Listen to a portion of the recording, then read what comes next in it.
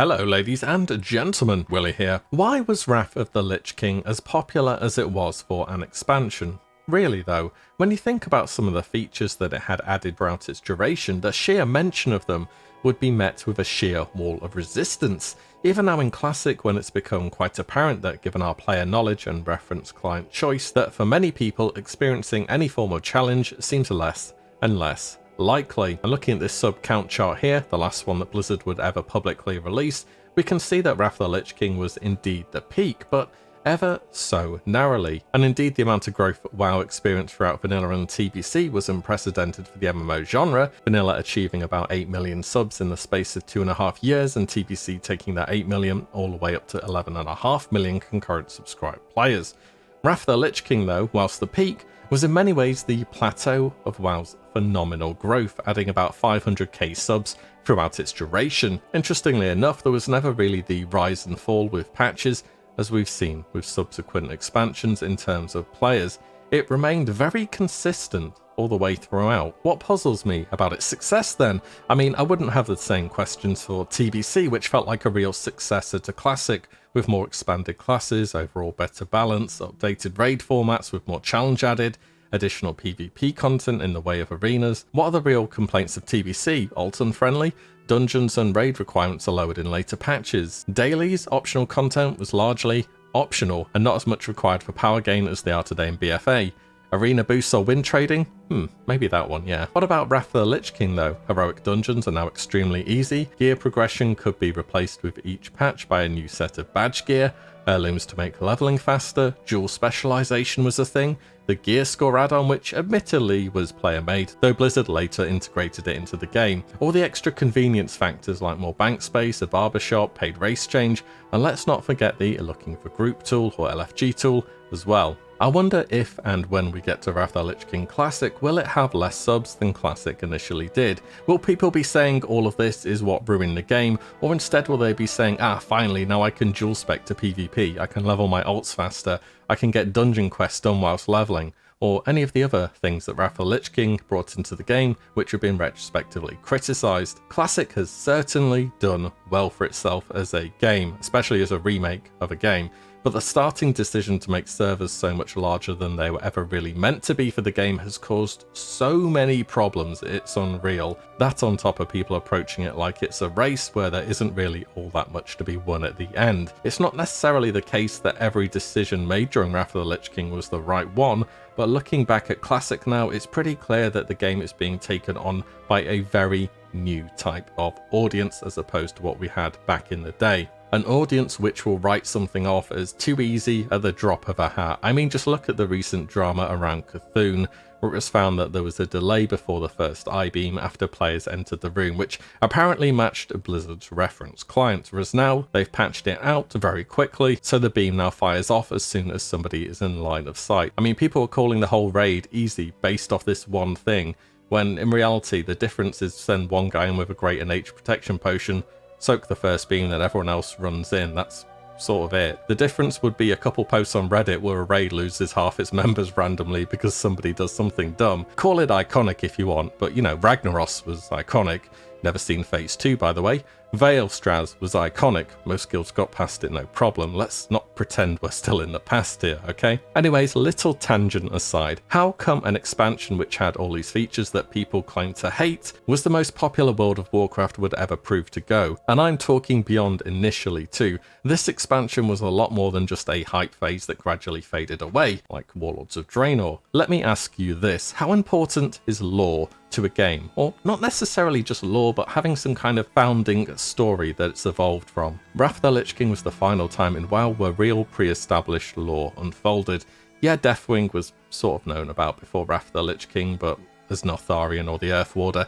Anyways, we can't forget that WoW was a port of an RTS over to an MMORPG with loads of story already ready to be told that have been created in this earlier game format, which is either now seen firsthand or experienced in the game. The War of the Ancients, Culling of Stratholme, Thrall's entire story from internment camp to leading the Horde, the opening of the Dark Portal, Arthas's fateful journey to the Frozen North with Muradin and his men, chasing Mal'Ganis only to take up the Runeblade Frostmourne and become the next Lich King. Even if you weren't much of a lore person at the start, it was pretty hard to ignore the progression that the story took in Wrath of the Lich King if you played it the whole way through, especially that final cutscene and the fall of the Lich King patch. What about a new class then? This was certainly another thing to hype Wrath of the Lich King up that bit extra. The Death Knight was more or less the most overpowered class we have ever seen introduced to World of Warcraft. Crazy in all regards for PvP, PvE, and of course it brought along the edgiest role players we have ever seen in the game. In fact, I did a whole video on how the Death Knight was at the start of Wrath of the Lich King, and it was more or less as OP as I remembered it. Check it out if you want. What else kept people so engaged with Wrath of the Lich King then? I'm gonna say a change in philosophy to gearing and also more active class balancing throughout. As I'm sure you know in Classic, the gear ladder is quite a big one and quite a linear one, and with each new patch that gap gets wider. Level cap, Prebis from dungeons, and then ZG, AQ20, Molten Core, then onto Blackwing Lure, AQ40, and then finally Naxxramas. Depending on your chosen class and specialization, it can take a very long time to go from fresh 60 to geared character, and in fact there are a lot of people who play just for this gear progression ladder and then quit and do it all again. So people may come back to the game after having quit before Blackwing Lure and then want to check out AQ40, and realistically you're going to have to go and start to farm quite a bit before you do so. You need your consumables, you need your nature resistance set, you need to upgrade your gear a decent bit as well before you can step in there. This means going out and grinding old content, which less people will be running, or just reserving everything, or joining a guild's B team to try and soak up some of the gear in hope of getting to the new content in time. This was also kind of the case for TBC, though it was made more accessible later on in the game, as well as the requirements for heroic dungeons being lowered. In Wrath of the Lich King, the gear ladder more or less did a hard reset every single new major patch.